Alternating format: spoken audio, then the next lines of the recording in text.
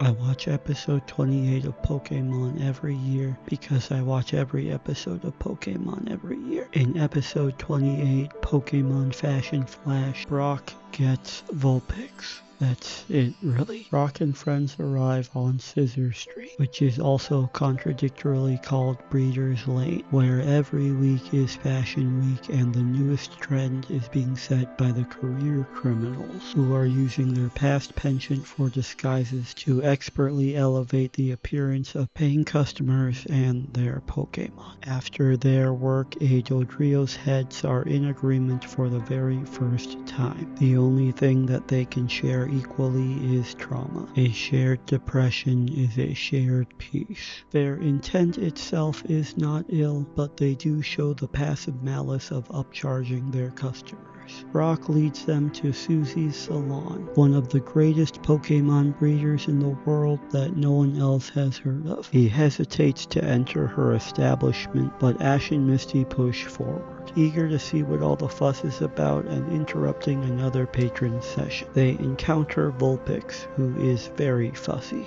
exhausted from being put on a literal pedestal. Misty lifts Vulpix without consent from either it or its owner, and Vulpix is forced to defend itself. Brock introduces himself to Suzie and humbly asks to be her student. Ash and Misty are shocked more by the respect and professionalism Brock is showing to a woman than by his first attempt to abandon them. Confused why he would rather learn under a master than continue to travel aimlessly with ignorant children, Ash prompts Brock to read off Suzie's entire resume. Suzie denies Brock's fealty but allows him to cook for them.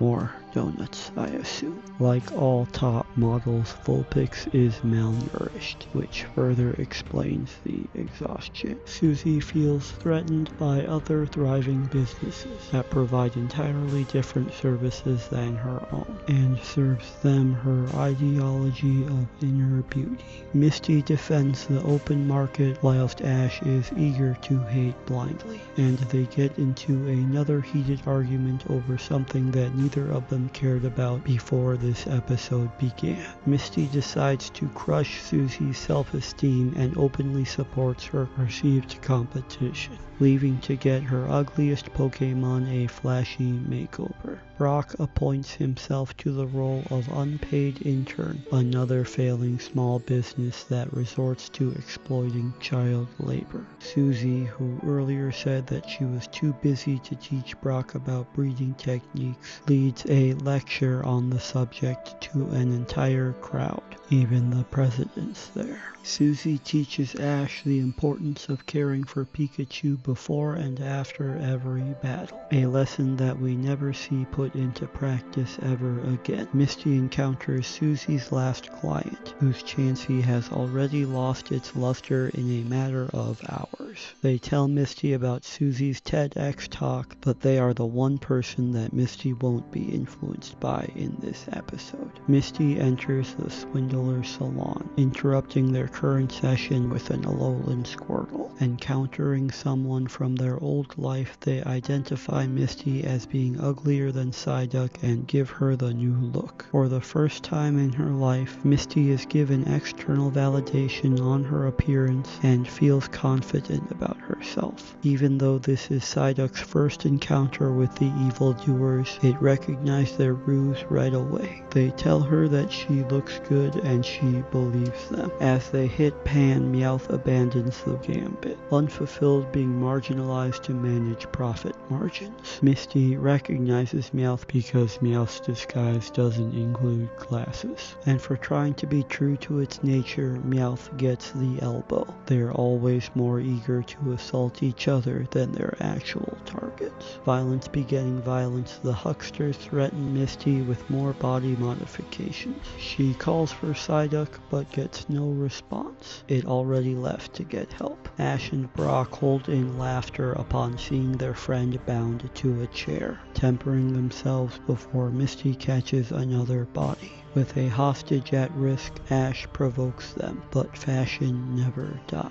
Meowth continues to incriminate itself, revealing their true plans. They put the front in storefront. After their final quick change and stage reveal, the Pokémon on Pokémon violence begins. Geodude uses Seismic Toss, but Ekans counters by turning itself into a rice ball. Pikachu's attacks are also ineffective. That massage didn't help at all, actually. After being hoisted by their own petards, the villains are finally defeated by Vulpix's Fire Spin, its signature move that it never uses again. Fire Spin isn't that great though. The other villain of the episode is also caught in the line of fire. Misty chastises Psyduck for saving her, further justifying its constant confusion. With her competition defeated, Suzie decides to give up anyway, and closes her shop to travel the world, separately from them. Hopefully she avoids Mo as well. She also abandons Vulpix to the first person that it doesn't immediately attack. She doesn't even say bye-bye. Brock gets his first non-rock type Pokémon that he rarely uses and eventually just returns. Who's that Pokémon? We'll never really know. Even though it was all a scam and she just suffered severe burns, Misty's makeup is still on fleek. At least until the next episode where she's back to her old look and her self-esteem reset to 0. Fashion doesn't last. It fades when it's outshone and ebbs without authenticity. The illusion of allure craves opinion more than appreciation. But without both, it's all just a flash in the pan,